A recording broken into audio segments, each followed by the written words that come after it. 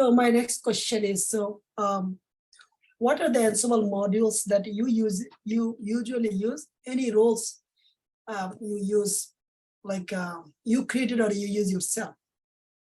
Right. So of course, Ansible offers so many, and we also use so many Ansible modules because we use Ansible in order to deploy so many different kinds of tools we're working with and manage that help us manage our EC2 instances for them and also our on-premise instances. And in order to manage all the configurations or specifically initial configurations, we use Ansible to deploy our applications. So in order to do all of this, we pretty much need to use a lot of different Ansible modules for, like, especially as I mentioned, for a lot of initial configurations. We use package modules, we use copy modules, we use file modules to perhaps create and place files somewhere, zip modules to zip or unzip files.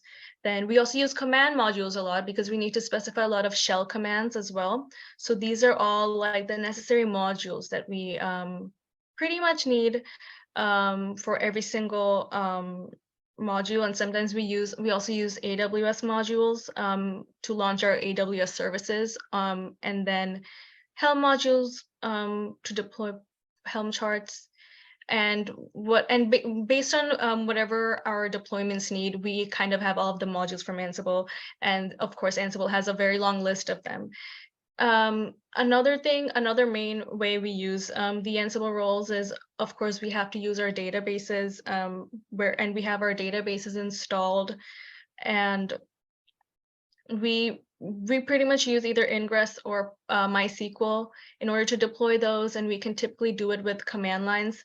But since we're always having to oversee multiple environments, we decided it's best not to take the manual approach and instead just have everything be taken care of by Ansible's roles, which again can be downloaded from Galaxy.